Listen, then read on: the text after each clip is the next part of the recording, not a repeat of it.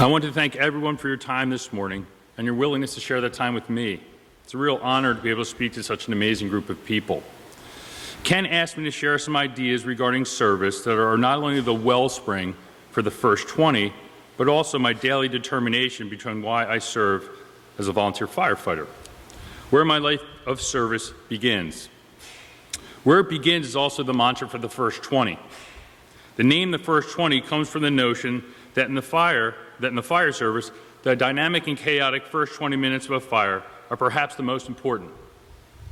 It is how we as firefighters respond in these critical first 20 minutes that could be the difference between life and death. It is where we aim our programming. It is where it begins for us as firefighters. What I'd like to do this morning is unpack that idea a bit differently. Where do I begin? What is my fundamental starting point? Why do I strive to live a life of service, and what ideas are critical to this endeavor? What ideas allow me to thrive in this calling? When I was in my mid-20s, my beloved rabbi, Harold B. Waintrup, said something to me that would turn into the cornerstone of my life. It was around the idea of faith and how he unpacked that idea that was so transformative. He said that faith was a three-way proposition. He spoke of it as inward, outward, and upward. That I needed to not only have faith in myself, but faith in each other, and ultimately faith in something bigger than myself to truly manifest faith in my life. Now, as I approach 50, it has been the culmination of faith in these three ways that has become the fertile ground in which my roots of service grow and take hold. Let me begin with the idea of faith in each other, as I feel this is truly my ground zero in this triumvirate. It is central to the idea of being a firefighter. My fellow firefighters know I am there for them. I know they are there for me, and our community knows we are there for them. But it also extends out to why I started the first 20. The thing is, when I give of myself to others, I have a greater sense of self, and also feel a part of something larger than myself. In the words of St. Francis of Assisi, for it is in giving that we receive. I thought, why is this? Why does this feel so natural, and why is it so rewarding to me to live a life of service? In reading Louis Casolano's book, The Neuroscience of Human Relationships, he used a term, neurons to neighborhoods, that not only was there was a synapse between neurons, but he felt there was a social synapse between people. Very interesting to me. It made me think of the neurons in our body. They don't touch, but they have some sort of synapse between them. The 1,000 billion in our bodies work collectively to shape the entirety of who we are, our aspirations, our strivings, and our daily mentality. I came back to Lewis's idea of the social synapse, and it hit me. Maybe we are just one big collective, a collective living being. That is why service feels so natural and so rewarding to me. In taking care of you, I am really just taking care of a larger extension of me. But because my eyes have been trained to see the differences between us, because society force feeds me a narrative of difference, I have been taught that we are separate. Because we look different, dress different, and live in different homes, that we must be unattached beings. But maybe we aren't. Maybe we are just one big organism, a collective whole. It is in 12 Corinthians and Paul's body metaphor that succinctly expresses this idea for me. He says, "For the body is not one member, but many. If the foot should say, because I am not the hand, I am not of the body, is it therefore not of the body? If the ear should say, because I am not the eye, I am not of the body, is it therefore not of the body? And if we were all one member, where would be the body? But now there are many members indeed, yet one body.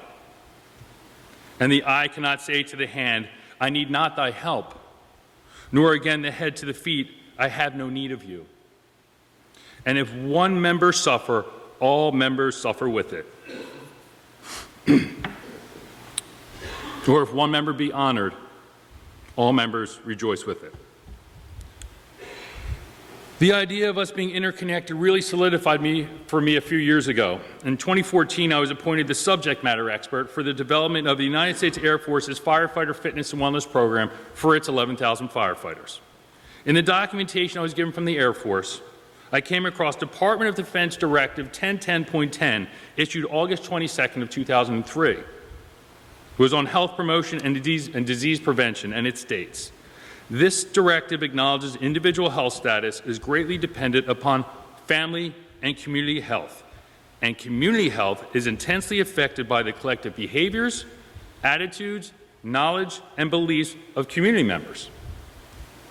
They didn't say it was our community's behaviors, attitudes, knowledge, and beliefs around health. Just whatever our community's actions and beliefs are have a direct impact on our health and around our community's health. Do you think the Department of Defense feels we're connected? These words are clear and right to my point. What you do, how you act, and what you think affects my health, and how I think and act affects your health. It's so profound for me. Again, this is why a life of service to my fellow firefighters feels so natural to me. Having faith in each other is not only part of our genetic mandate, but it makes sense that I should lead a life of service to my fellow man, because in helping you be better, in helping my community be better, in those actions I'm indirectly helping myself be better. How wonderfully selfish of me. Let me come back to the idea of myself, as this one was the hardest of the three for me to manifest. Author Augustine Burroughs said, I myself am made entirely of flaws stitched together with good intentions. He knows me well. We're all flawed creatures, though. It is endemic in the human experience. Sometimes I forget this.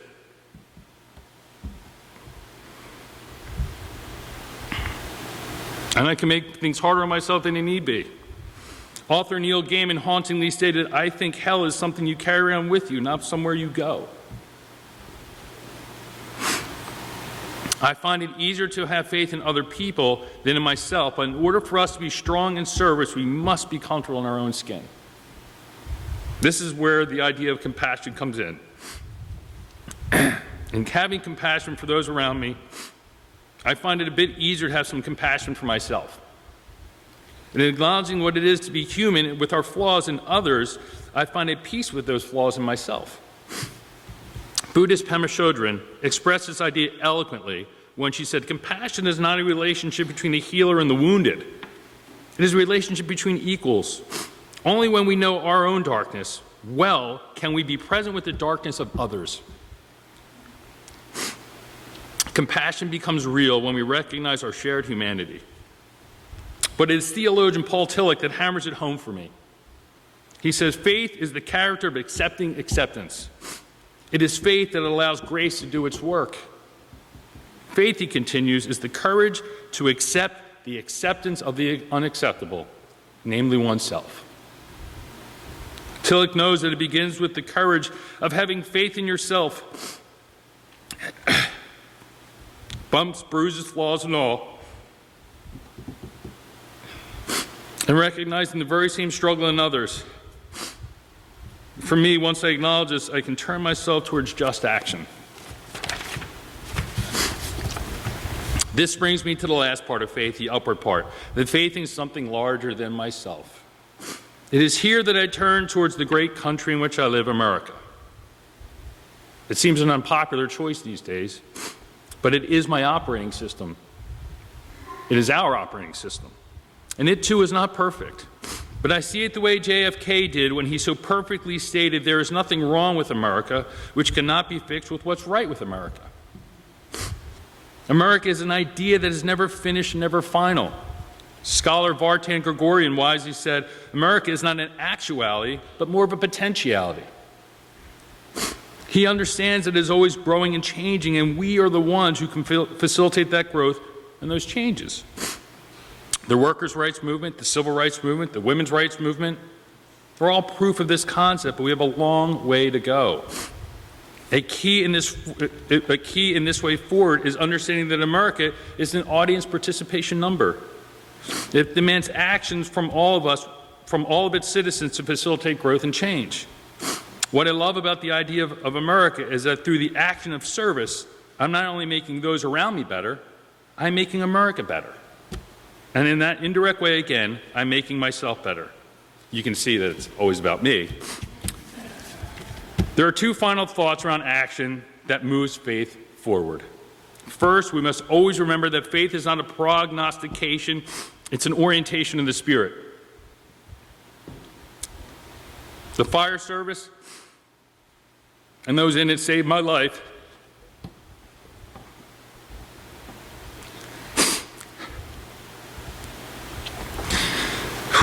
In many ways, it gave me back my renewed faith in myself as a man. I am doing this work because it's my work to do, and because it honors my values and it embodies my integrity.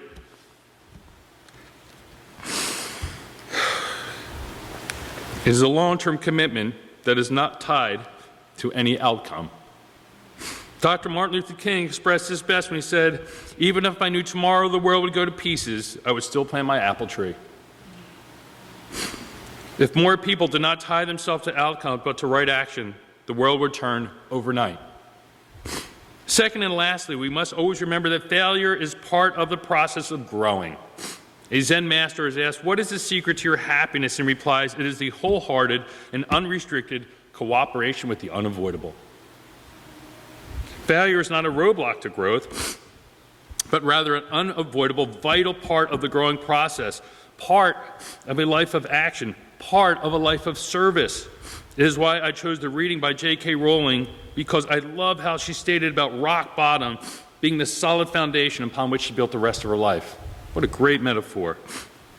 If I didn't fail miserably in business in my 20s, I might have hung around on a path that wasn't mine. And right now, 15,000 firefighters would not be healthy. If I did not fail in an early relationship, I would not have met my moon and my stars, my partner and my loving wife, Mona Elshax, and not had the two biggest blessings in my children, Galena and Billy. The key is to just keep moving forward. There are many problems that continue to plague our communities. I chose to throw my weight behind an underserved firefighter population. Stand up. Find one that speaks to you. Get involved. Lend them your voice.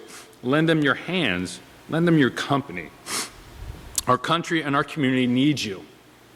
Jimmy Carter, I was hoping you weren't going to get my Jimmy Carter line, but Jimmy Carter's famous Great Malay speech has several lines that should be our clarion call in our current times. He wisely said, "We've got to stop crying and start sweating. We've got to stop talking and start walking, stop cursing and start praying. The strength we need will not come from the White House, but from every house in America."